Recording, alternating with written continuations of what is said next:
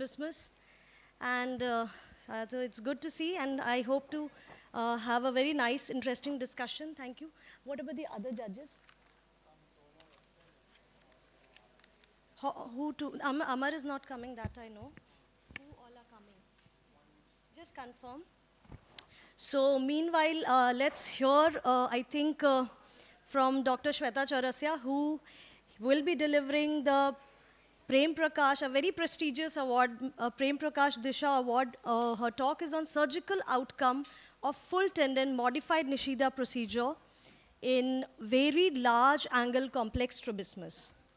So I think that needs a huge round of applause because it's a Prem Prakash Award and it's really prestigious. Congratulations, Dr. Shweta.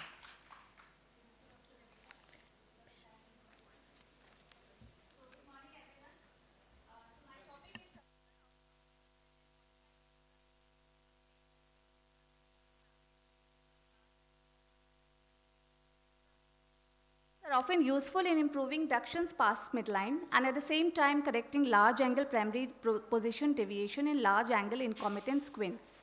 But recessing tight antagonists with full tendon transposition can bear the risk of anterior segment ischemia if done in the same sitting, and the procedure doesn't become safe even when spaced in time. Partial tendon transposition and modified Nishida are safer alternatives, but their efficacy remains low. As we know that modified Nishida no-split, no-tenotomy transposition procedure consists of only 1/3 of the muscle width transposition with mean correction of only 30 prism diopters. We described full tendon, no-split, no-tenotomy modified Nishida procedure in bilateral medial rectus aplasia with good surgical outcome. So the aim of our study was to evaluate the safety and efficacy of our previously described no-split, no-tenotomy, full tendon modified Nishida in correcting large angle deviation in various complex strabismus. The medical records of the patients were retrospectively reviewed. The patients of complex strabismus who underwent full tendon modified Nishida with follow-up of more than 6 months were included in the study. Records of complete orthoptic measurement was taken, deviation was measured by PBCT, and ductions were recorded. Pre-op deviation and post-op deviation were compared using Wilcoxon sign rank test. Corrections achieved by full tendon modified Nishida alone was calculated for every patient, and mean corrections for all types of concomitant squint.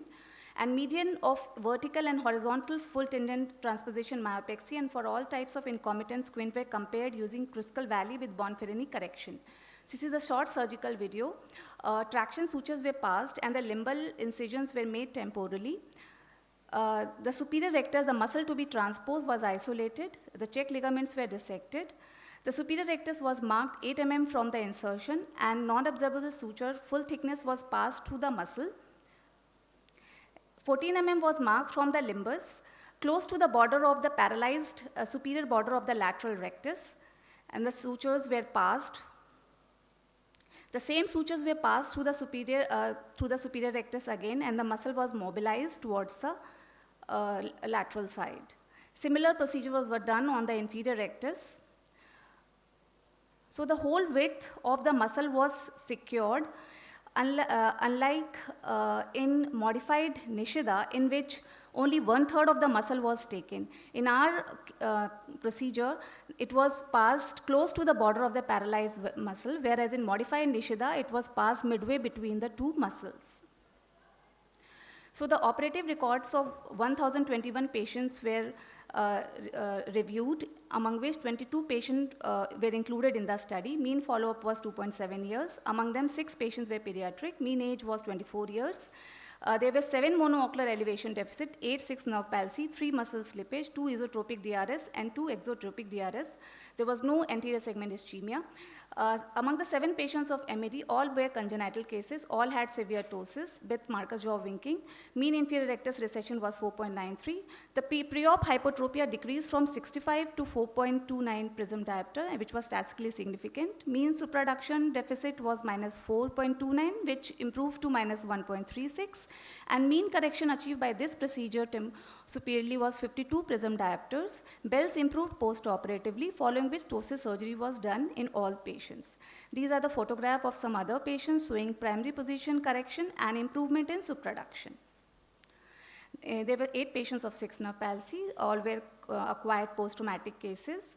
Mean pre-op esotropia improved from 65 prism diopter to 2 prism diopter 6 monthly, which was statistically significant. Mean pre-op abduction deficit improved from -4.29 to -1.36, and mean correction achieved by this procedure was 41.75 prism diopters.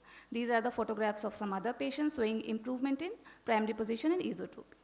There were 3 patients of muscles, lost muscle. Pre-op exotropia improved from 71 to 21 prism diopters. Mean pre-op adduction deficit improved from -4.67 to -2.7, which was statistically significant, and mean correction achieved on the medial side was 51.67 prism diopters. There were 2 patients of exotropic DRS with 60 and 65 prism diopter. They underwent LR periosteal fixation with modified full tendon modified Nishida on lateral side. Mean abduction limitation was -5, which improved to -2 and -2.5, and correction achieved was 25 and 30 prism diopter respectively.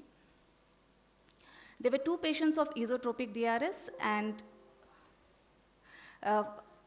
45 prism diopter. Mean abduction was -4. They underwent full tendon modified Nishida and MR recession. Abduction improved to -1 in each patient, and correction achieved was 30 and 25 prism diopters. So overall mean correction was 44 prism diopters. Vertical correction alone gave 53 prism diopter, and horizontal gave around 40 prism diopters. Overall p-value for full tendon modified Nishida was statistically significant, but applying Born-Ferroni correction for multiple comparison, the adjusted p-value for each group comparison was not statistically significant. So it's a safe and effective procedure in correction of large angle incompetence strabismus and improving ductions when done in combination with ipsilateral antagonist recession.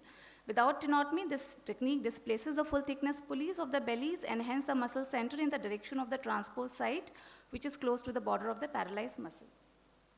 Thank you.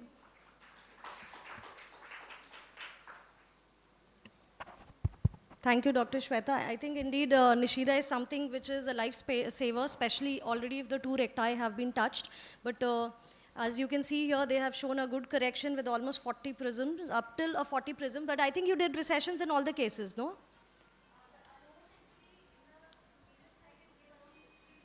55 alone, okay. Without a IR recession.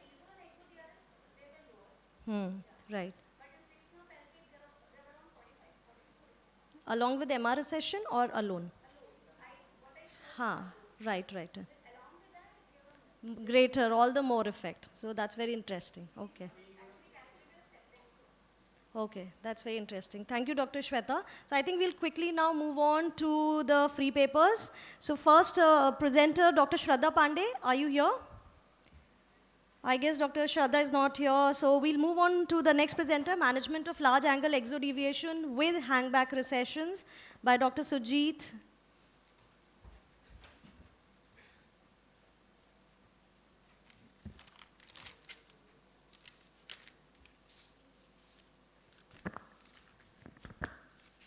Very good morning, everyone.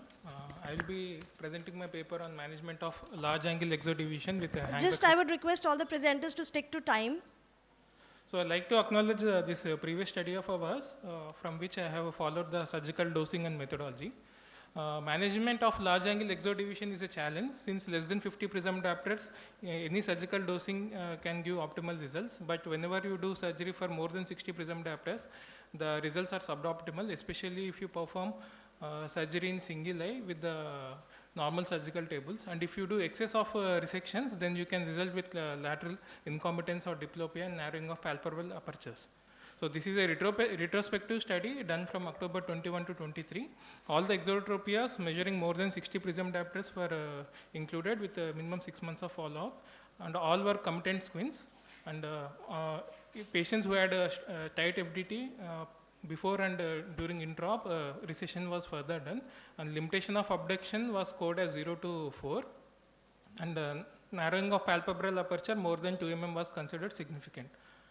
This is the surgical dosing which I followed, and lateral ictus is fixed at 9 mm, and further recession effect was given with by hangback technique with the help of 6-0 polygalactin suture. A final deviation of within 10 prisms under our overcorrection was considered as surgical success. And these are the results. I have 20 patients between 60 to 70, and 12 patients between 70 to 80, 7 patients 80 to 90, and only 3 patients more than 90 prisms. And the mean pre-op deviation was 72 prisms. Majority of them had a primary exodeviation.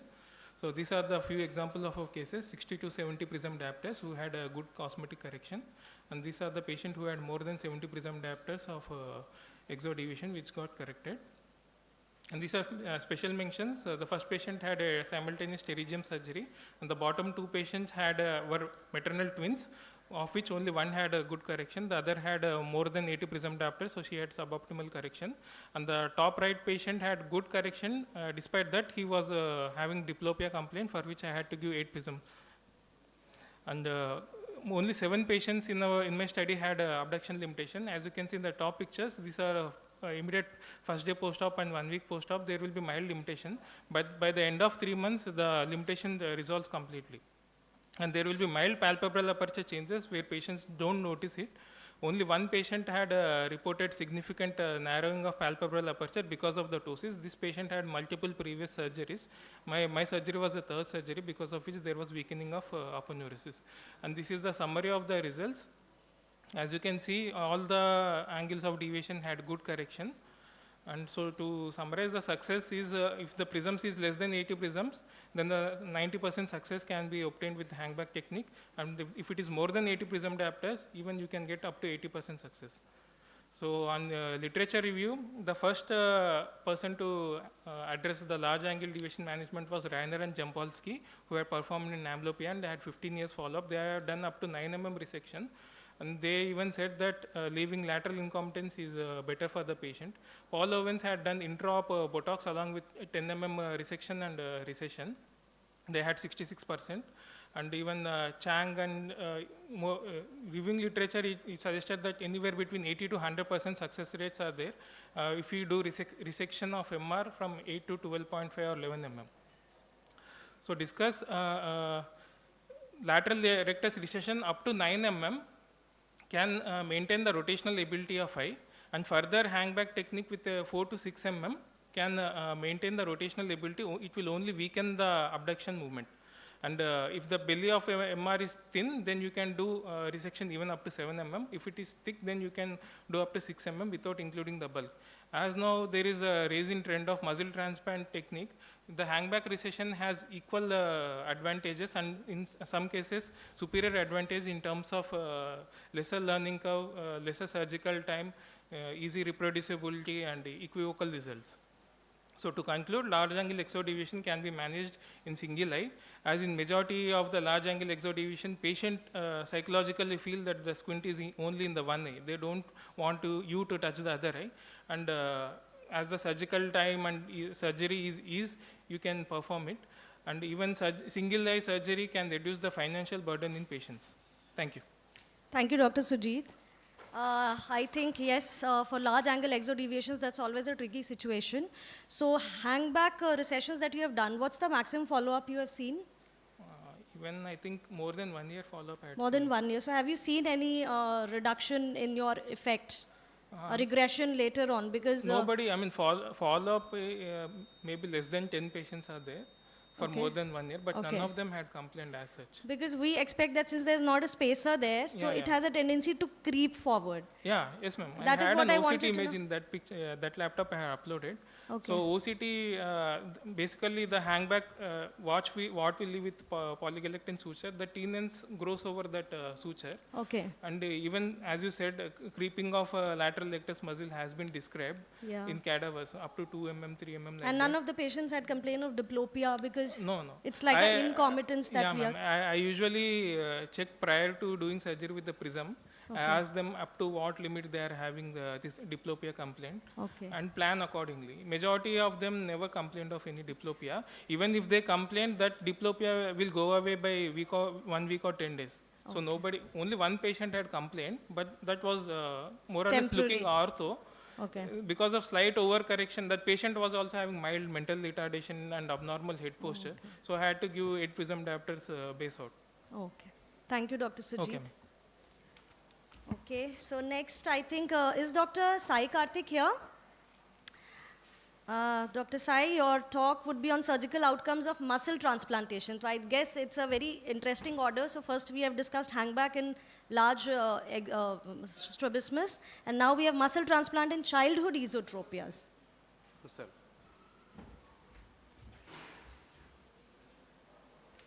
I hope the timer is on. Timer on rakhenge. Switch it on. Hello. Hello. Yeah. Good morning, everyone. I am Dr. Sai Karthik, and my guide is Dr. Raman. I will be presenting about surgical outcomes of muscle transplantation surgery in management of childhood esotropia.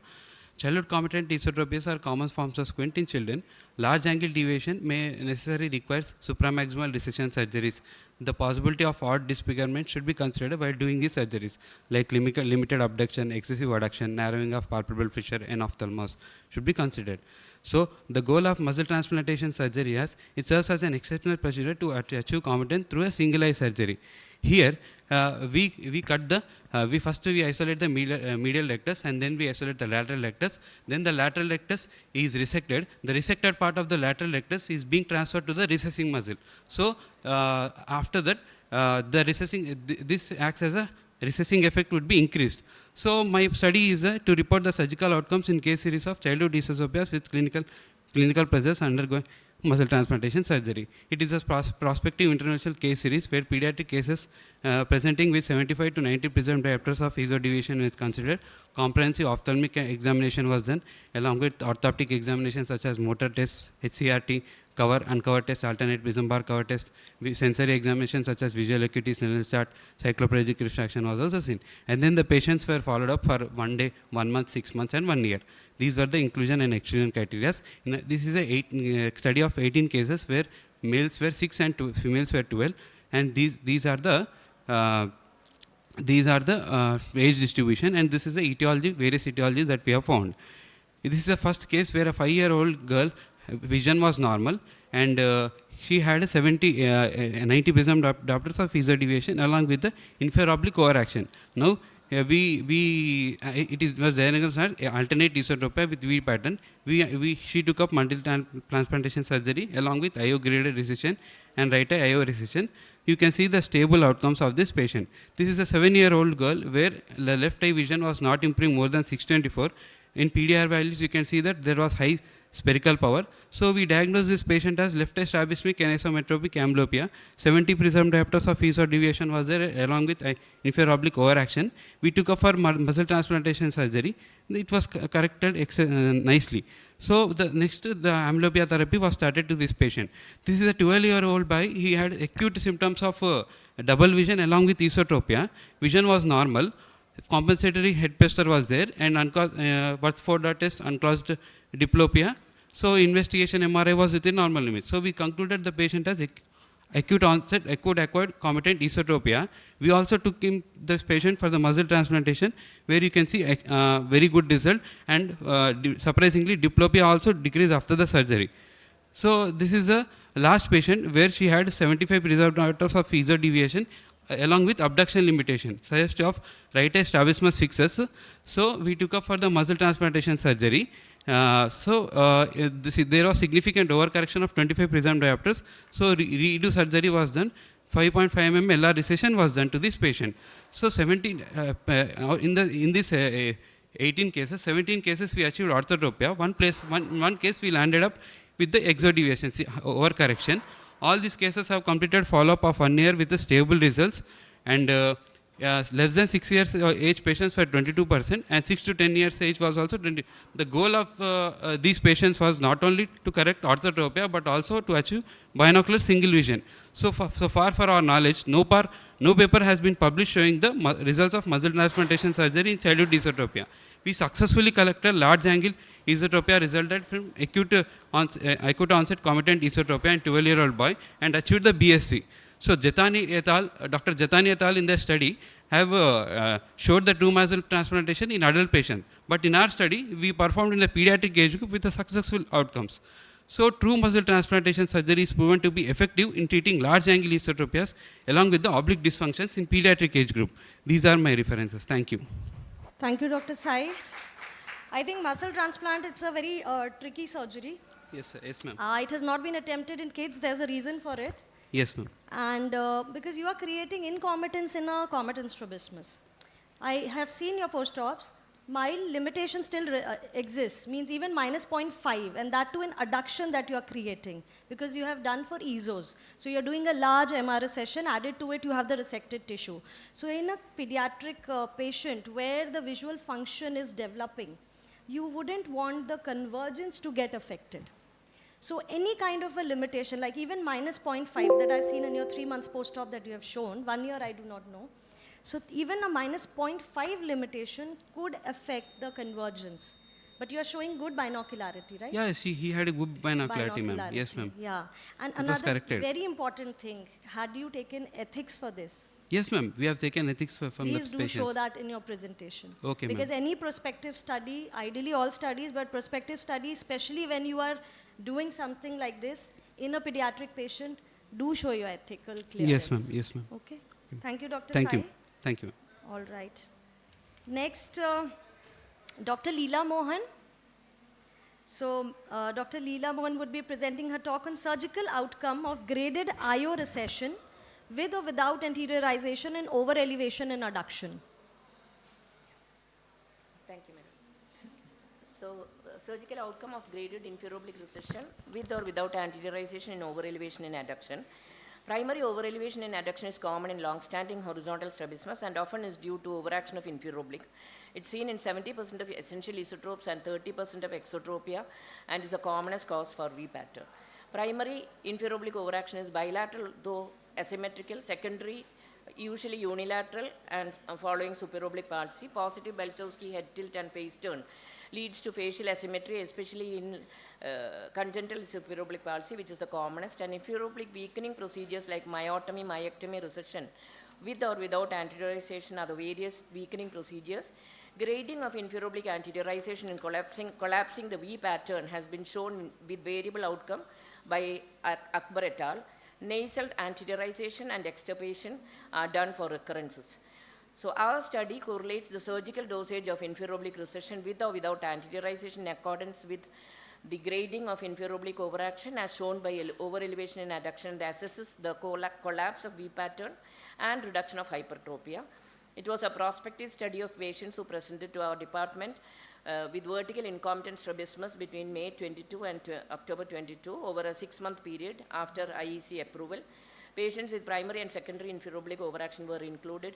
Those who had prior strabismus surgery and displacement of the horizontal muscles were not included.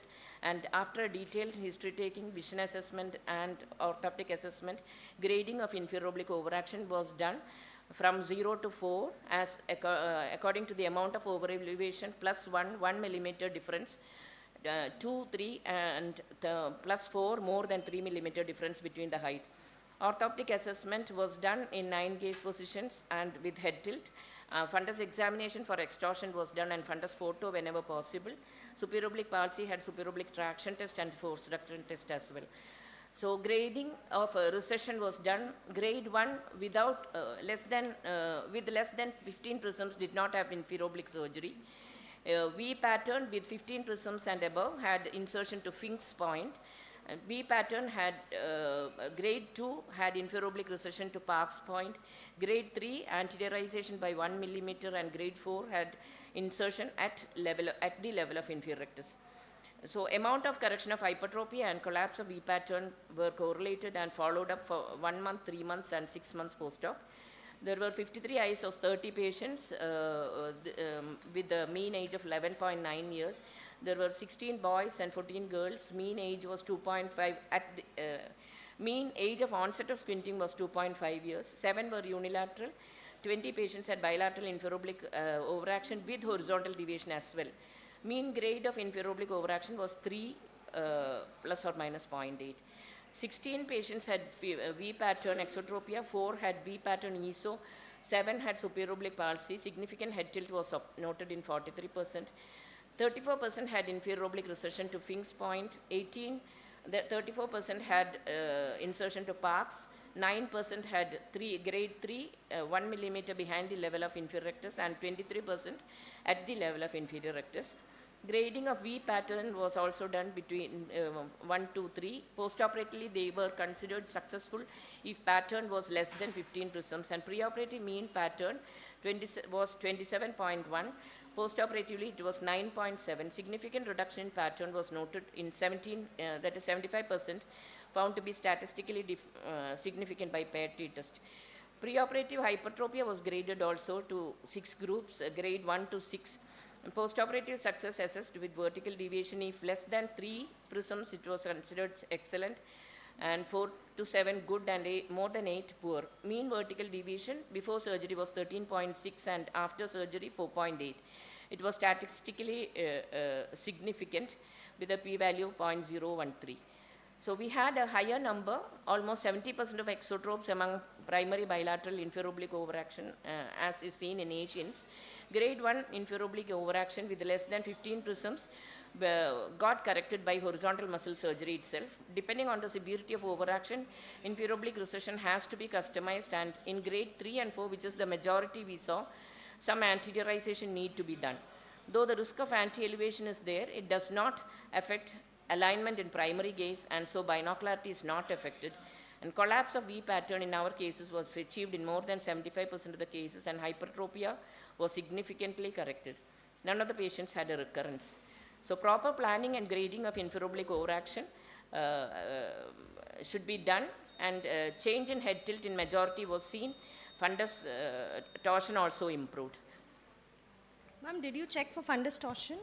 Yes. How did you check, ma'am? By we took photos in older children. Okay. And others it was subjective, and not subjective, I mean objective by indirect ophthalmoscopy and noted Okay. in the case sheet. In younger children where possible, not all children, but Okay. Because torsion would add a lot to your study. If you add the torsion, the change in the torsion which is happening after all these procedures. Because vertical correction we see, but how much of these procedures are affecting the torsional effect, that can add a lot to the study. we did not quantitate the torsion, but was documented in every case whether possible or not. Right, as a part of your routine workup, Yes. strabismus workup. Okay, so what about the cases like your severe oblique, superior oblique palsies and DVDs? How do you manage? Most of them had a +4 and more, Right. and we had an anteriorization. So do you do Elliott's and Nankins or? Elliott and Nankins, yes. Okay, right. So how much is the effect that you have noted with the Elliott's and Nankins versus the Fink's recession? Almost 20 prisms had, Is able to yeah. correct.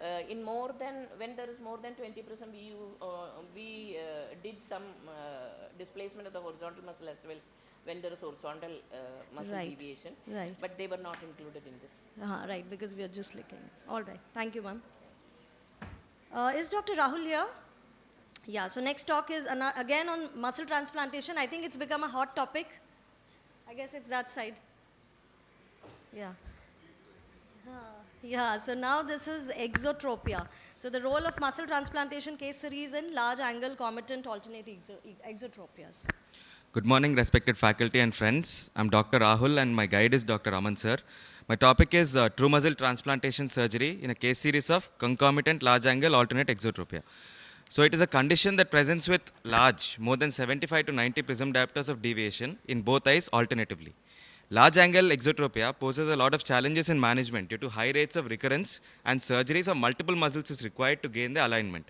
Up to 50 to 60 prism diopters, it's comparative, we have less complications, but larger deviations pose a lot of challenges. So more than two, usually 2 eyes and more than 2 muscles are taken up for surgical correction, that is 3 or 4 muscles. So in the event of recurrences, less number of muscles are spared, and larger maximal recessions or resections are associated with complications of lid lengthening and palpebral fissure height changes. So to obviate the need for this second surgery, we can address this problem with this single eye surgery. So the transplanted part in this surgery acts as a biological spacer, and the ocular motility is not compromised. So the purpose is to report in a case series of 25 patients with large angle concomitant alternate exotropia, more than 75 prisms corrected by this surgery. So all age group patients presenting with 75 or more prism diopters were included. Comprehensive ophthalmic and orthoptic evaluation was undertaken. Pre-operative evaluation, post-op evaluation on day 1, 7 1 month and 6 months was undertaken. And most importantly, orthotropia is said to be achieved if less than 10 prism diopters of exo or eso deviation is present after surgery. So in this procedure, the lateral rectus muscle is initially hooked and isolated, followed by the medial rectus.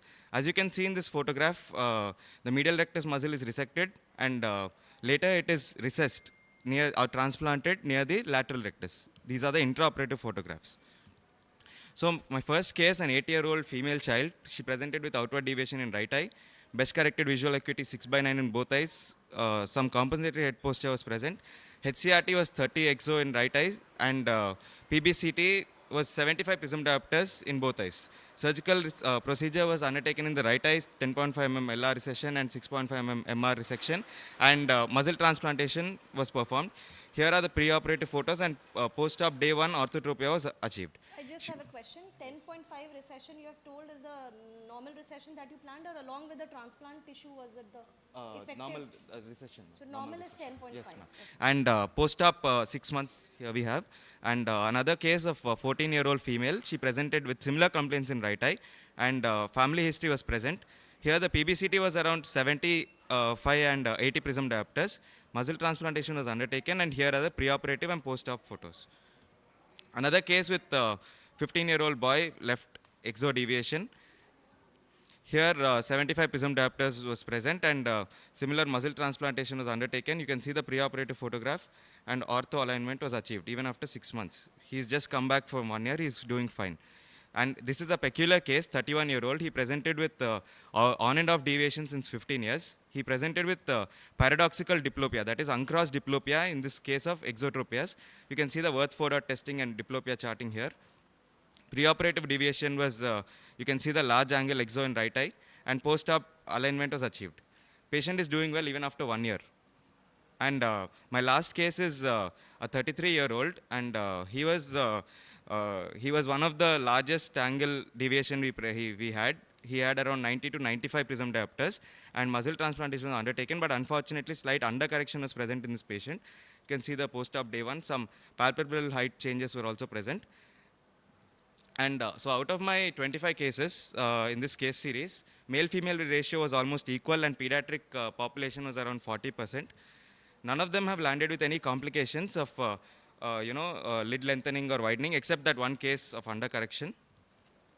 So in this case series of 25 patients, mean pre-op deviation was around 75 prism diopters, and which was effectively corrected, and mean post-op deviation came to around 5 prism diopters. P-value was found out to be around 0.05. With the help of this surgery, the effective length of the muzzle could be increased, and therefore results could be improved. Though there could be abduction limitation due to excessive weakening of lateral rectus, this was not seen in this study. Large recessions and resections usually induce severe restrictions and therefore incompetence even after a good primary position result. So to avoid such complications and preserve competency, we can perform this surgery. So this novel surgery has been proven to be effective and successful in correcting large angle exo deviations. Thank you. Thank you, Dr. Rahul. So this was your thesis? Yes, ma'am. It's part of my thesis. I've been following it up since 1.5 years. Okay, And good. patients are, as of now, until now, they're happy. Okay. Except this one patient we have to. So I just want to just comment. Can you tell me what happens to the tissue once you have transplanted it? Once you have transplanted it, since it's an autograft, ma'am, there's no, usually we don't have any rejections, first of all. And this piece acts as a biological spacer. So it helps in, it provides that. So what happens to the tissue? Maybe after a month or 2 months or 3 months, what happens to that tissue?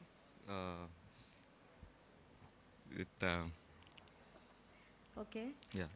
So basically that tissue, undergoes fibrosis. Yes, ma'am. It undergoes and it's fibrosis. replaced by so it becomes a fibrous, nothing but a fibrous spacer. Yes, ma'am. So the muscle and all, everything is replaced by fibrous tissue. Yes, the blood vessels are obliterated. Yes. So important thing is it acts as a fibrous spacer. Yes. Another thing, did you notice what is the contraction that happens? It's because you are taking the MR, resected MR tissue. Yes, ma'am. Resected MR. So MR already you are doing hardly 6 to 7 mm. Yes, ma'am. So how much contraction happens? It's not that if you cut 6, 7 mm, you will get that 6, 7 mm. Yes, yes. Contraction happens. Yes, ma'am. How much was the contraction? That you should know. Okay, ma'am. Because that tells you how much effective recession you are getting eventually. Okay, ma'am. Okay. Okay. And of course, in exo cases, the limitation is not that much, Yes, or the ma'am. patient don't appreciate Yes, much ma'am. as compared to ESOs Yes, because of course divergence is not much of an issue than convergence. All right. Thank you, Dr. Thank you, Rahul. ma'am. Next, we have Dr. Marushka. Yeah. So Dr. Marushka will be presenting her talk, her paper on third nerve palsy, medial rectus resection versus fixation to the medial palpebral ligament. Yeah. Good morning, everyone. So I'm presenting third nerve palsy, medial rectus resection versus fixation to the medial palpebral ligament. It's not going to the next slide. The slides are not moving. So we know that surgical management of oculomotor nerve palsy Just is very one small tip. Whenever you people are presenting your thesis or any paper, please, there's financial disclosures. This thing is very important. Also, ethical clearance. Please put that. That actually tells us that you have done everything systematically, especially if it's a thesis. You must have taken your, ethical clearance. Yeah. Ma'am, can we restart the timer? Yeah, of course. No problem. You carry on. I'll give you time. Okay. So we know that surgical management of oculomotor nerve palsy is challenging, which requires meticulous surgical planning. There is no clear consensus about treatment, and it usually results in long-term surgical undercorrection. So our aims were to compare the results of lateral rectus deactivation combined with medial rectus resection and combined lateral rectus deactivation with medial rectus fixation to the medial palpebral ligament performed in the same operative session for total oculomotor nerve palsy in terms of successful alignment and ocular morbidity. It was a retrospective analytical study. We did obtain ethical clearance carried out from January 2006 to June 2020 at Arvind Eye Hospital, Madurai. We had 35 patients. So all our patients with complete oculomotor nerve palsy with large angle exotropia, more than 50 prism diopters, underwent lateral rectus deactivation of the affected eye. Group 1 was combined with medial rectus resection, and Group 2 was combined with medial rectus fixation to the MPL. Our inclusion criteria was all patients with complete palsy, and with a follow-up of at least 6 months after diagnosis, we excluded patients who underwent strabismus surgery prior and any patients with neurological abnormalities. So we did a detailed ophthalmological evaluation, including ocular motility, ocular deviation measurement. We did FDT and FGT in clinic for all our adult patients, but intraoperative FDT was done for all patients. All our patients were operated under general anesthesia by a single surgeon, and the ocular deviation was measured at postoperative day 1 and 6 months postoperatively. Our success criteria was a horizontal deviation less than or equal to 20 prism diopters in primary position at 6 months. So the surgical technique for lateral rectus deactivation, after exposing the lateral rectus muscle, securing it with 5-0 polyester suture and detaching it completely from the globe, we made a hockey stick incision over the lateral orbital rim, exposed the periosteum, opened posterior tenons, then retrieved the LR and sutured it to the periosteum, closed posterior tenons and closed the conjunctiva. This was combined in Group 1 with a 10 millimeters of medial rectus resection. In Group 2, we did an MR fixation to the MPL. So here we exposed the medial rectus and the medial palpebral ligament by making an incision over the anterior lacrimal crest. Then we secured the medial palpebral ligament insertion, including periosteum, with 5-0 double arm polyester suture. After doing this, we tied the two ends together. Then we passed a semicircular empty needle from the skin end through the conjunctiva so that it was over the medial rectus insertion, both superiorly and inferiorly. We threaded the needle through it so that the needle came out, and then we passed the needle through the medial rectus resection, through the medial rectus insertion, both superiorly and inferiorly, tied it, and kept the eye in 10 degrees of adduction. So we had 20 patients in our resection group, 15 in our fixation group, with an age range of 3 to 65 years. So here we note that on post-op day 1, both groups had excellent surgical success. But when we saw them at 6 months post-operatively, Group 2 did well with 93% of patients maintaining this, and Group 1 had only 65%. If we see, the results are not statistically significant. What was statistically significant was the residual exotropia at 6 months between the two groups, where Group 1 had roughly 16 PD and Group 2 had 6.73 PD. So we had no significant postoperative complications in the resection group. In the fixation group, we saw persistent medial conjunctival congestion and a suture granuloma at the MR site.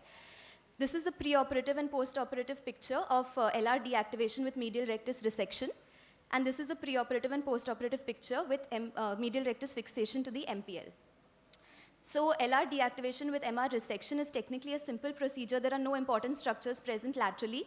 Post-exotropic drift is possibly due to slackening of the MR, and you have less severe limitation of extraocular movements. In the second group, it's a difficult procedure with extensive tissue dissection. The globe is fixed medially and there is poor cosmesis. You can have injury to lacrimal sac and angular vessels, and there is severe limitation of motility. Our limitations are that randomized controlled studies would be better to assess the efficacy. Post-operative drift beyond 6 months was not taken into account. Number of patients in each group are different, and the relatively small sample size gave us non-statistically significant results. So our conclusion is that both techniques provide good reconstructive correction of large angle exotropia and complete oculomotor nerve palsy. Lateral rectus deactivation with MPL fixation, though requiring more time and surgical expertise, prevents a long-term post-operative exotropic drift. Thank you. Thank you, Dr. Marushka. So basically you have compared these two groups, Yes, but and you have done in complete third nerve palsies. Yes, ma'am, but in the medial resection group, they did have some Yeah, so action you in see, the to MR. begin with, your two groups are not comparable. Yes, correct. That's also one of our Yeah, limitations. because that makes a huge difference. From there only your management changes. Otherwise, I was about to question, how are you doing medial rectus resection in a case where my medial rectus has no action? Because you told in your inclusion criteria it's a complete third nerve palsy. Yes, So ma'am. it would be like flogging a dead horse. No, ma'am. So they presented with complete, but then Yeah. we obviously operated them 6 months later. So then they had recovered some of the MR Yeah. function, and only those patients underwent So MR you resection. understand your baseline data is not comparable. So then you are comparing you are doing two different procedures in two different groups. So it's not comparable that way, right? So one is a partial third nerve palsy, the other is a complete third third nerve nerve palsy. And that's why the indications of both these procedures are totally different. Periosteal fixation or medial anchor, as you told, that we Is do if in there is complete no third nerve motility. palsies. Yeah, when that too we first try LR to MR transposition. If LR is tight, then only we go for medial anchor. But if it's a partial third nerve palsy, we go for maybe a large supramaximal recession or a periosteal anchor of LR along with a MR resection. Okay. So that's why your two groups are not comparable, I feel. Because from there only the amount of deviation would be variable and a lot of other factors would be variable. So outcomes will also be variable. Okay. Yes. Thank you. Thank you, Dr. Marushka. Next, Dr. Avinash. Is Dr. Avinash here? Okay. Dr. Shweta Dhiman. All right. Dr. Praveen Shyam. Dr. Mona Lisa. Sorry, I just mentioned one of the co-authors. So Dr. Mona Lisa is here. So her talk is on oculomyasthenia gravis mimicking MED.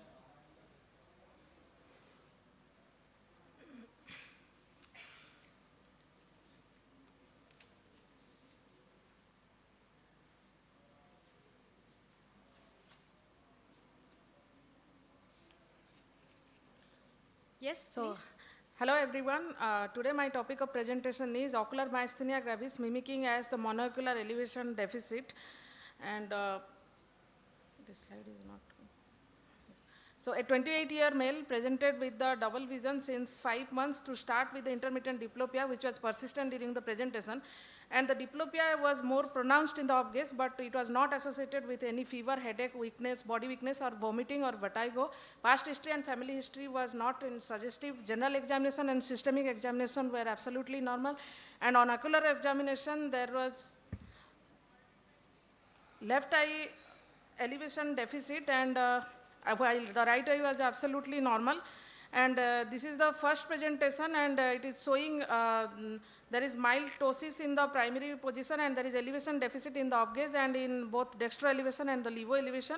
We did the eye spec test, Kogan lead twitch sign and the fatigability lead, which came which was negative, and our provisional diagnosis was either acquired monocular elevation deficit or myopathic disease. And we did the investigation for, like MRI brain to rule out the intraocular pathology and anti-acetylcholinesterase antibodies. The patient presented to us after 5 months, where the eye spec test and MRI was become normal, and our final diagnosis was ocular myasthenia gravis.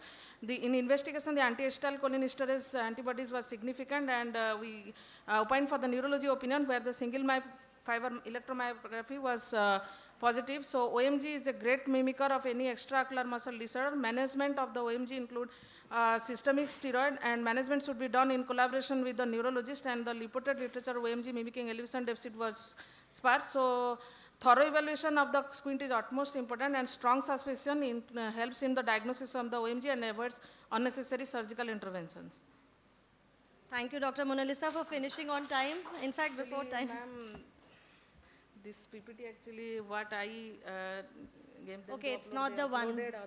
But finally, we got the message, what you are trying to say. So how commonly do you feel that you have confused myasthenia with some other entity? Because myasthenia definitely is a great mimicker. Yes, ma'am. Myasthenia can mimic as like Brown syndrome. Another is.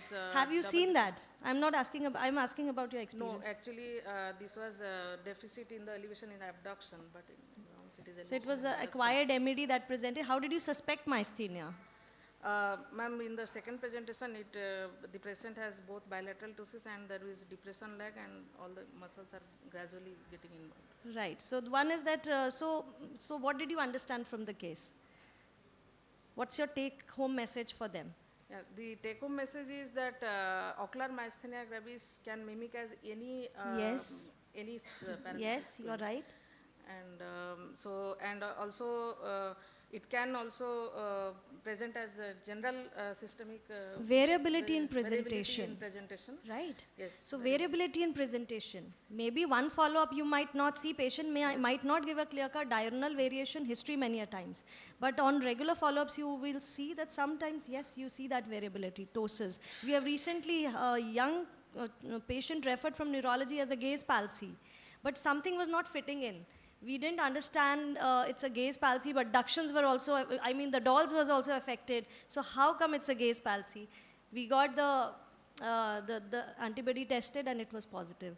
So definitely, if you do not understand anything, please get it tested for myasthenia. So that's what we have understood. That's the dictum. Okay, thank you, Dr. Mona Lisa. Next, we have Dr. Praveena.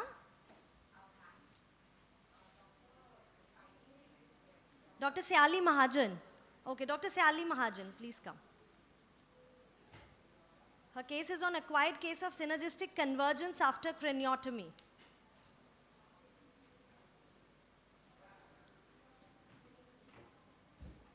Yeah, this.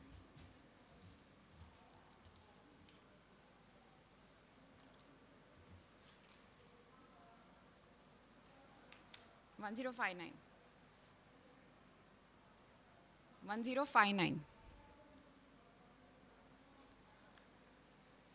1059 presentation. Yes, they opened it. Dr. Noshin is here. Okay, Dr. Nantara. Okay, Dr. Sumita. Dr. Devika. Okay, so all presenters are here. So I think we'll have to then quickly run through, please stick to time. Yeah. So presenting acquired case of synergistic convergence after craniotomy.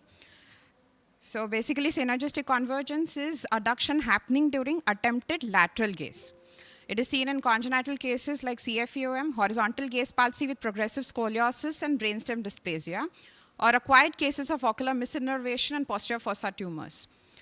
So a 6-year-old girl, she presented to us with her mother complaining of squinting of eyes since 4 years, especially in lateral gaze.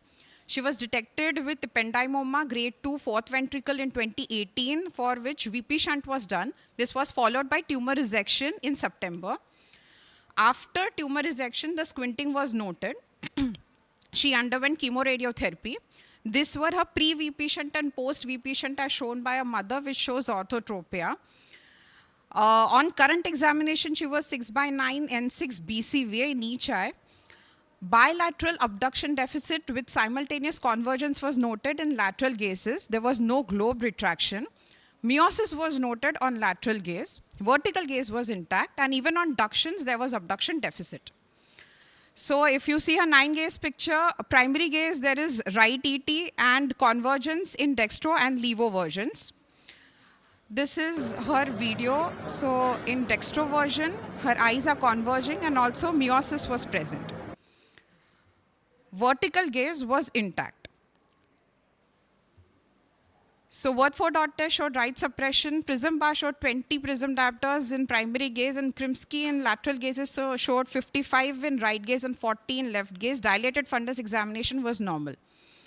General examination was normal. There was no signs of cerebellar injury, no ataxia or scanning speech. MRI showed no extraocular muscle atrophy.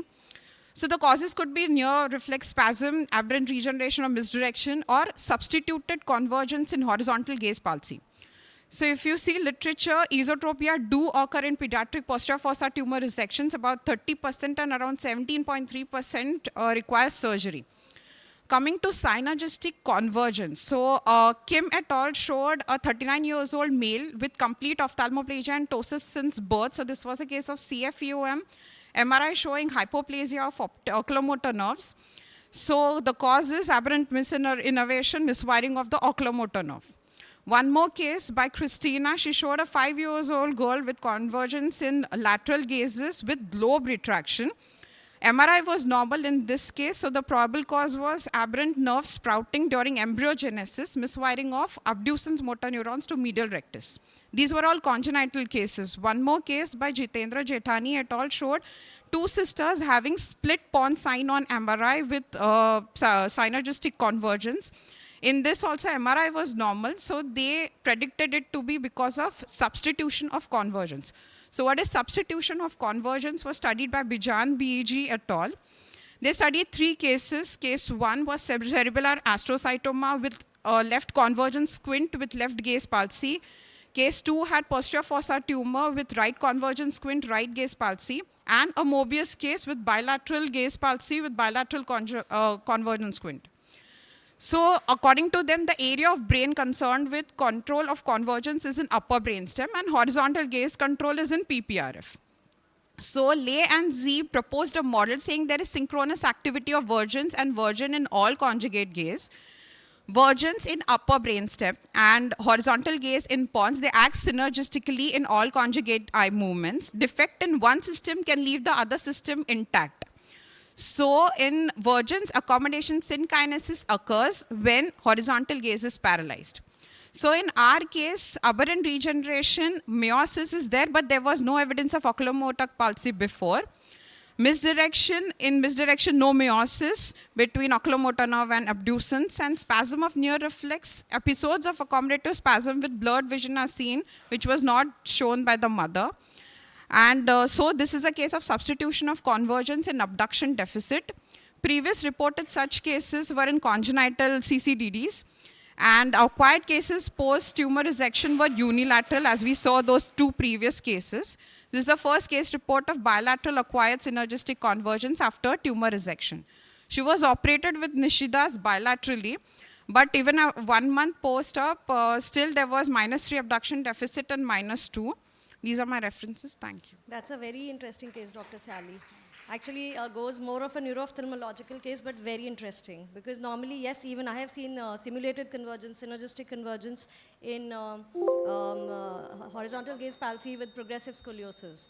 So, but this is an acquired one, you should publish it. It's very interesting. Ma'am, what did you do in those cases? Can't do anything. You just have to follow them up. No, you can't do anything. Can't do anything. Thank you. And then we have Dr. Nausheen. Has Dr. Praveena presented? No. So Dr. Praveena, her topic is effect of botulinum toxin therapy in acute acquired comitant esotropias.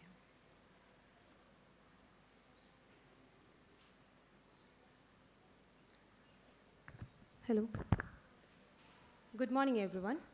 Acute onset esotropia is characterized by sudden onset diplopia, which often causes discomfort and profound visual disturbances for our patients. Classically, 3 types have been explained: the Swan type, the Francisi type, and the Belshowski type. But with the recent onset of COVID-19 pandemic, there has been a rapid increase in the incidence due to excessive near work among children and young adults. Even though we have a variety of surgical modalities, treatment modalities available, surgery always remains a mainstay, but the eating prism phenomenon makes it difficult to titrate the accurate surgical values. In such scenarios, Botox has revolutionized the treatment with satisfactory outcome within a short span of time. So we decided to study the effect of botulinum toxin A in the treatment of acute onset esotropia in our population. Ours was a retrospective interventional study where we included patients less than 30 years of age with an angle of deviation more than 16 prism diopters. All patients underwent neuroimaging to rule out an intracranial space occupying lesion, and after a preoperative orthoptic assessment, we have injected botulinum toxin into the belly of medial rectus muscle using a 27 gauge needle under local anesthesia or general anesthesia, and the doses were titrated based on the angle of deviation as per the institutional protocols. Treatment success was defined as orthotropia or an angle of deviation within 10 prism diopters, and recurrence was defined as a new onset diplopia or esotropia after 6 months of successful treatment. A total of 27 subjects were enrolled in the study who received Botox with a mean age of presentation around 13 years, with 67% complaining of squinting as a major symptom and more than 95% giving a positive history of excessive use of smartphones. The duration between the onset of symptoms and Botox therapy ranged between 2 weeks to 28 weeks. We got a statistically significant drop in the angle of deviation from nearly 41 prism diopters preoperatively to approximately 15 prism diopters at their final follow-up, which is at an average of 10 weeks. And this is the clinical picture of our youngest and the oldest subjects who had excellent outcomes at their final follow-up with Botox therapy. Apart from ocular alignment, stereopsis and sensory fusion was also found to significantly improve with Botox therapy within a short span of time. And comparing the effect of Botox therapy on outcome measures, we found that patients who took Botox within 3 months of onset of symptoms had a statistically significant outcome in terms of ocular alignment and BSV, as well as stereopsis, even though it was not statistically significant. And a total of 11 patients eventually required surgery for attaining optimal ocular alignment, which included 3 cases of recurrences and 4 patients who remained status quo in view of their large angle of deviation at the time of presentation. And none of our patients developed complications to Botox therapy. The etiology of acute onset esotropia always remains a subject of debate, and sustained near-point demand could contribute to an imbalance between accommodation and vergence mechanisms, which we believe could have potentially triggered the dynamic activation of medial recti muscles, especially in our subjects where none of them had an uncorrected refractive error. The primary aim is to alleviate troublesome diplopia, and we attained a success rate exceeding 50% with Botox, enhancing the quality of life of our patients much more rapidly than a surgical intervention. And we believe that the recurrence could be linked to residual implicit deviation and persistent excessive use of mobile phones post-Botox therapy, highlighting the importance of patient factors and adherence to post-treatment instructions for the success of Botox therapy. And better results could be obtained if Botox is taken within 3 months, because prolonged misalignment can change the contractile properties of the muscles and reduction in their neuroplasticity, hence affecting the outcome. And our comparison with other studies in literature shows the fact that Botox is definitely a globally recognized treatment option, but not all cases may achieve full alignment within the specified criteria and in the short period of time. To conclude, I would like to say that Botox is definitely a preferred choice for early postoperative visual rehabilitation in acute onset esotropia, especially when it is administered as early as possible within 3 months of onset of symptoms as per our study. But the appropriateness of this study should be assessed individually for each patient. These are my references. Thank you. We have no financial disclosures. Thank you, Dr. Praveena. I think acute cases present with diplopia, so that becomes an important indication. Yes, in pediatric cases, how did you titrate the dose? Was it the same as you give in adults? Because you have shown me the dosage table based on the amount of deviation. Yes, ma'am. But pediatric patient, the youngest one you showed was a 4-year-old. 4-year-old, ma'am. Yeah. There we have given as per the Allen Scott protocol only, where he has given around 2.5 or less than 2.5 units. Right. Yes. So based on age also you have done the dosage. Yes, ma'am. Right. So, and what about the recurrences? What was the longest follow-up you had? Longest follow-up was till 6 months. 6 months. 6 so months, up till 6 months you had very few recurrences, you are saying? No, we had 3 cases of recurrence. Actually, those recurrences happened after 1 year. Some Okay. patients came even after 1 year. Most of the Right. follow-ups were within 6 months. But after 1 year, like patients were very satisfied. After 1 year, they came to us telling that, okay, they had more mobile usage and they were having recurrences. Right. So did you introduce those environmental modifications as well? Yes, yes. Initially, we had a total of 55 patients who came up, but only 27 were fitting into the criteria for Okay, Botox. got it. Others were given divergence exercises, prism therapies, and treated. All right. Thank you. Thank Thank you, Dr. Praveena. Thank you, ma'am. Dr. Nausheen Ahmed. Her talk is on the variations in central macular thickness in different types of unilateral amblyopia.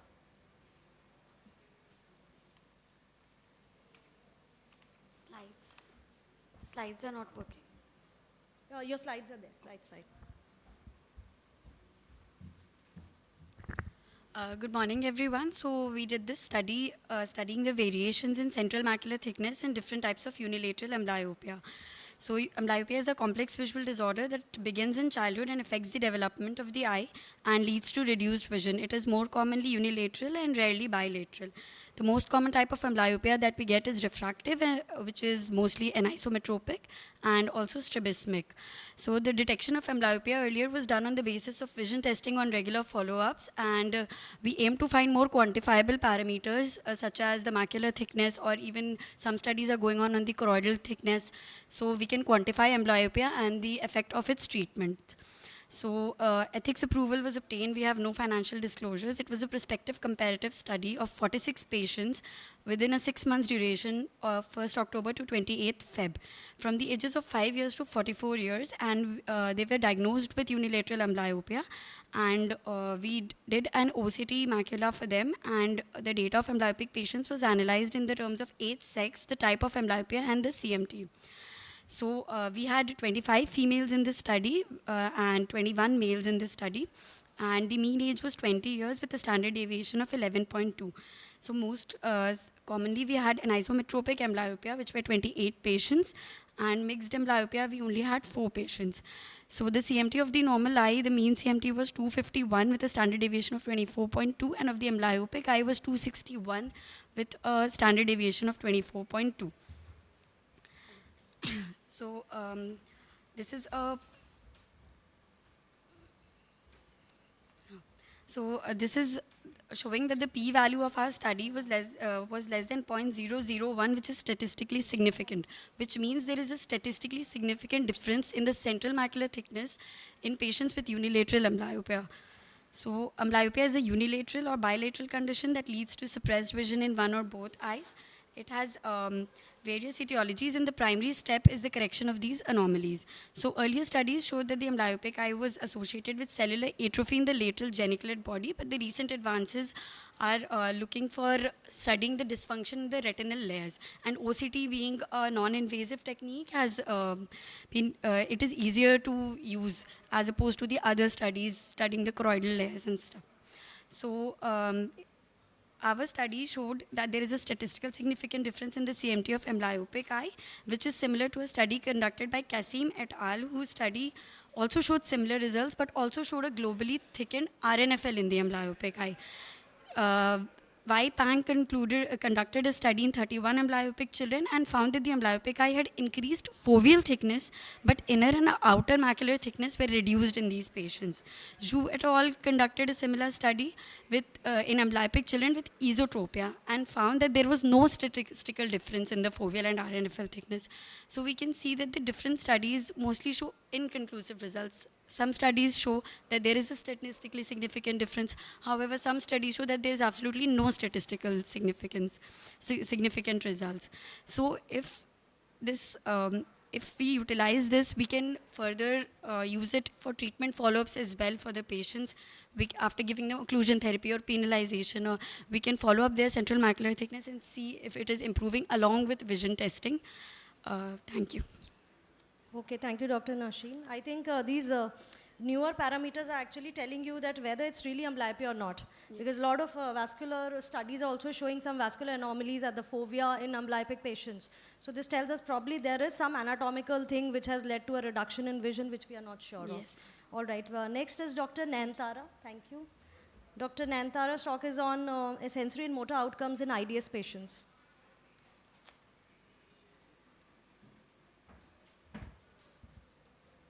Good morning, everyone. I'll be presenting sensory and motor outcomes after surgery in intermittent divergent squint. Okay. So IDS is an exodeviation that is controlled intermittently by the fusional mechanisms, and it comprises about 50 to 90% of all the cases of exotropia. And as it progresses, there is deterioration in stereoacuity noted. The primary objective was to see the sensory and motor outcomes, and the secondary objective was to see the correlation between sensory and motor outcomes and to compare these parameters between cases and controls. This was a prospective observational study which included 34 cases and 34 controls, and it was conducted at RP Center, AIMS.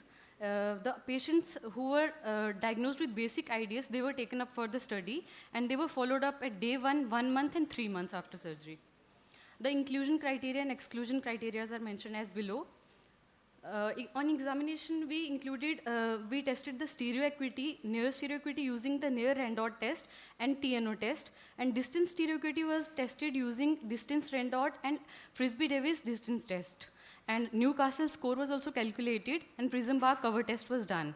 The fusional versions was seen, and the breakpoint and recovery point was calculated. The demographic data was comparable between the cases and control groups. When we compared the near stereoacuity, significant difference was seen in the stereoacuity and was significantly lower in the cases group as compared to the control, and same goes for the distance stereoacuity.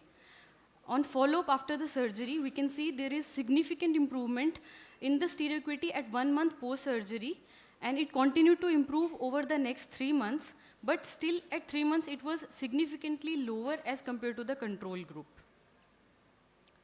The motor control, that was improved significantly at 1 month, and no changes were noted between 1 and 3 months.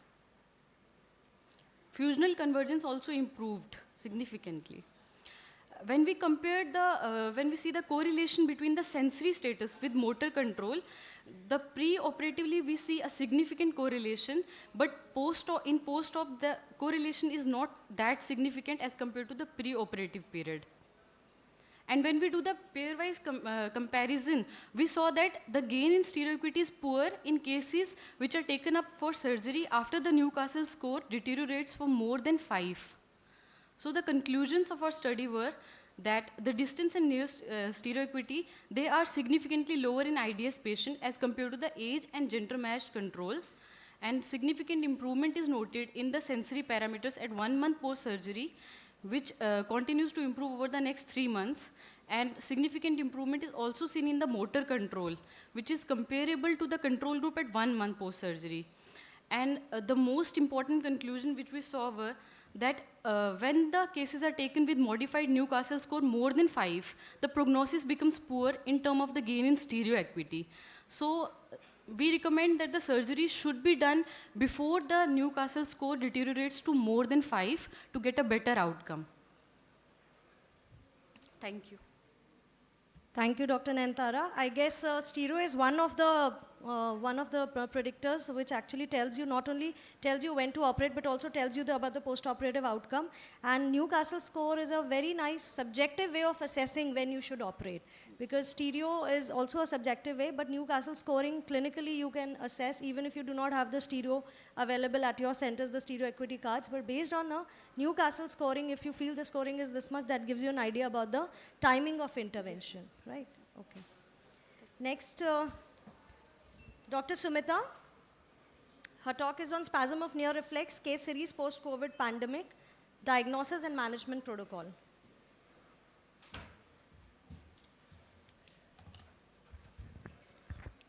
Good morning, everyone.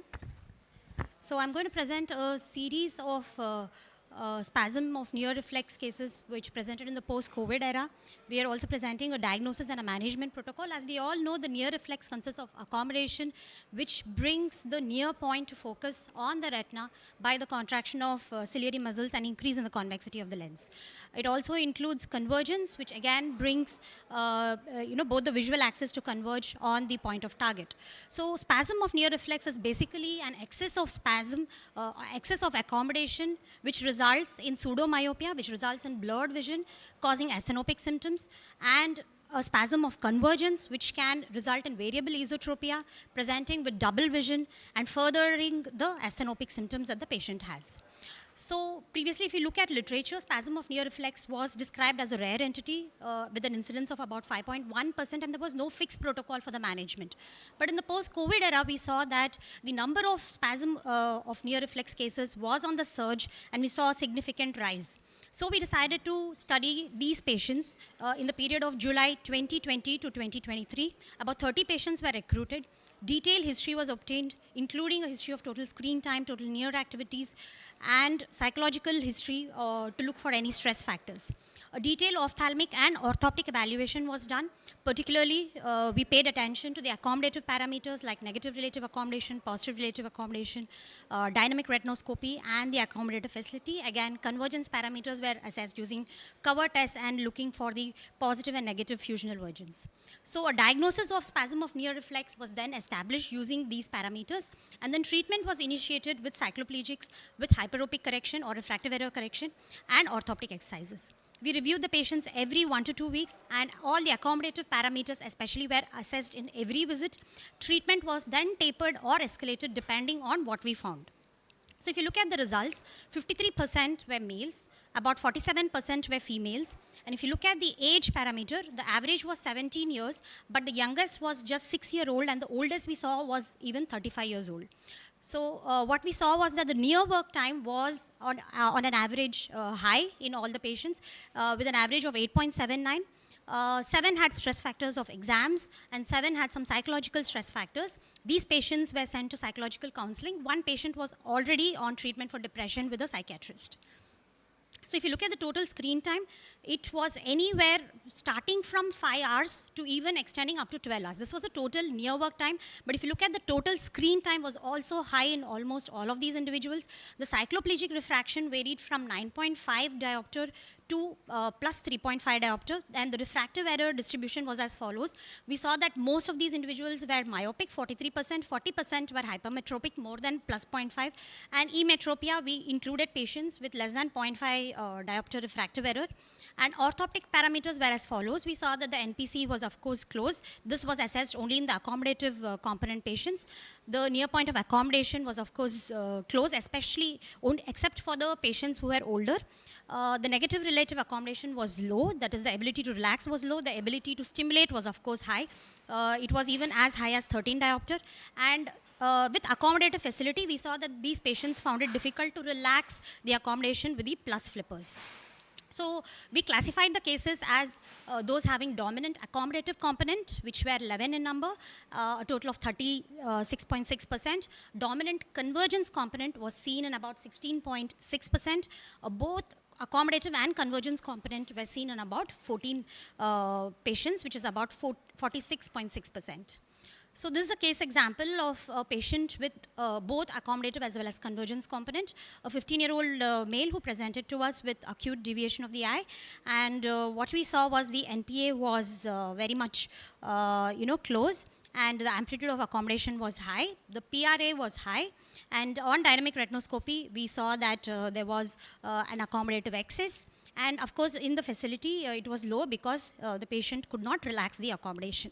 So this is how we went about with the management. So we first started with hometropine 2%, but then we saw even with that, the positive relative accommodation was actually high. So you can see the PRA was still 11 diopters. So therefore, we shifted to atropine 1% twice daily. And then you can see that there is resolution, and the PRA then reduced and negative relative accommodation increased. So slowly after tapering this to, again, hometropine eye drops, then we started the patient on bifocal glasses simultaneously as we started on cycloplegics. Occlusion therapy was given because it was a unilateral esotropia. And we also gave flippers after tapering. So the esotropia persisted, and then we had to do surgery for the patient in order to conclude. Dr. Sumita. Yeah. So hyperopic correction was given in 2 patients, office-based exercise and orthoptics in 4 patients. Cycloplegic eye drops was given in 24 patients, but you can see that 6 patients had persistent esotropia without resolution. So on the whole, 16 had persistent esotropia, out of which 3 underwent surgery and the rest are on follow-up. Just conclude. Okay, ma'am. So this is the treatment protocol that we are giving. So follow them up every 2 weekly, taper the treatment accordingly, and start them on home-based exercises. If there is resolution, good. If there is no resolution, then you have to operate these patients for squint surgery. And we also defined these 3 terms: resolution, relapse, as well as recurrence. So resolution will be, if there is no resolution, if there is resolution of everything after 4 weeks. Relapse if, the patient had recurrence of symptoms before the treatment is tapered, and recurrence if the patient had relapse of symptoms after the treatment was tapered. So what we already know is that, this is the last slide, ma'am. Okay. What we already know is that accommodative spasm is the most common entity of spasm of near reflex, and it presents with sudden esotropia like acute comitant esotropia. But ours is the largest case series in the post-COVID era, and treatment protocol was also defined, and we also defined resolution, recurrence, and relapse. So a thorough clinical evaluation can therefore help clinch the diagnosis and avoid unnecessary neuroimaging in these patients. Thank you. Sorry, yeah, thank you, Dr. Sumita. I guess that's a very key topic, especially we see a lot of spasm these days, Yes. where the kids have increased the near work and a digital screen time. So I guess I'll move on to the last talk because we have the speakers of the next session already eagerly waiting. Absolutely. So Dr. Devika Thank you, ma'am. Saxena, that's the last free paper presentation. And her talk is on intracranial pathology manifesting as acute acquired comitant esotropia.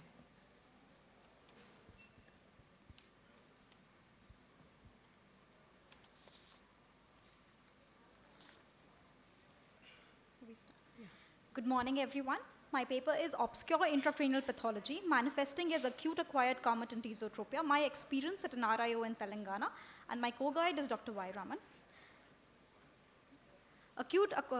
There are no financial disclosures and the ethics clearance was taken.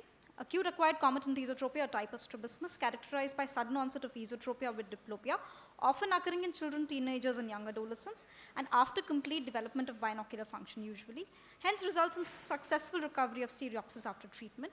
And on motor evaluation, ductions and inversions are full and free, so it should not be confused with sixth nerve palsy because due to its sudden onset. So it's classified basically into the Swan, Burian-Franchetti, Biel-Shawsky, those caused by intracranial pathology and the rest being idiopathic. My aim and objective is to report the series of cases in our center presenting with the intracranial pathologies and highlight the importance of neural imaging, especially contrast-enhanced MRI.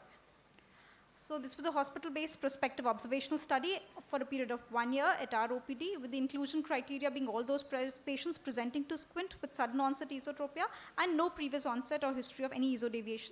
They were evaluated thoroughly, and all of these patients were sent for a contrast-enhanced MRI of the brain and orbit to rule out any neurological cause before further management was decided. We studied 23 patients in the study period duration, with 14 male and 9 female, with the mean age being 16.6. Now, 5 of these were of those of intracranial pathology, rest were of the varying pathology of 2 of Burian-Franchetti, 4 of Biel-Shawsky, rest idiopathic. No Swan type was noted. These are the demographic details of all the 23 patients. The first case is of a 22-year-old female with decrease of vision in both eyes and severe headache. She was advised imaging. There was a tuberculoma of the brain diagnosed. ATT was started for her, and then we could see that there was she's currently on ATT, and there's resolution of the esotropia. Second case, again, an 18-year-old female who in 2016 was diagnosed with tubercular meningitis on imaging, and then she presented to us. She had a 15-degree esotropia, but her fundus showed both eyes that the disc was pale, and so when we did a surgical correction, that was basically a cosmetic correction for her. The third case is of a child, 5 years in age, with history of fever since 20 days with sudden onset of inward deviation of 15 degrees. And both eyes, papilledema was seen. On imaging, a supracellular craniopharyngioma was diagnosed, which we see in the images. And the child was lost to follow-up once we had referred the child to a neurologist and a neurosurgeon. Case 4 and 5 were of young females who had presented with sudden onset of diplopia and headache of a short duration, with hypertension and diabetes in this case being seen, with no history of trauma and OCP usage. She had diplopia and esotropia, and on the MRI we could see a partially empty sella sign, with MRV showing partially hyperplastic rest transverse and sigmoid sinus. She was started on acetazolamide for 2 weeks and advised weight reduction, and there was resolution of esotropia and her complaints resolved. This fifth case is again of a 17-year-old girl with 1 month of double vision since 2 weeks. And then she also had 15 degrees of esotropia with both eyes of papilledema. The MRI contrast of brain and orbit had shown mild flattening of the anterior pituitary gland, finding suggestive of idiopathic intracranial hypertension, and the MRV showing lateral transverse sinus stenosis. So these were all the patients, 5 that we found of the intracranial pathology in our study with the demographic details and the imaging that we had seen. So my study had 23 patients, 5 of them had intracranial pathology. The sex distribution in those 5 was 1 male and 4 female, youngest age at presentation being 5 and the oldest being 33. 2 of brain tuberculosis, 2 of idiopathic intracranial hypertension, and 1 of being a craniopharyngioma case. This was the treatment outcomes that we had seen. So usually we've seen that most of these cases, if comparing it to a Thailand study, there have been cases of swan type as well, which was seen in a particular study of 16.67 where we had none of them, and usually there has been one Arnold-Chiari malformation case of 3.3% of intracranial pathologies as compared to 21% that was seen in our study. Similarly, a study done in Romania which showed about 10% cases of their study showing intracranial pathology, but ours was just the double of 21.7%, thus highlighting that we should not miss any of these intracranial pathologies. Though some studies show that you can evaluate patients based on the neurological symptoms and then think if they have some neurological symptoms, you can refer them for neuroimaging. But sometimes you may not see any neurological sign the first time of presentation. Hence, if we do not send the patient for a neuroimaging, we might miss a disastrous finding and might just treat the patient and then lead to a fatal problem. So it is advised that we should send all our patients for neuroimaging so that we can also know the cause, treat the cause in a multidisciplinary approach, and later, if required, manage the squint and not lead to any fatal outcomes. Thank you.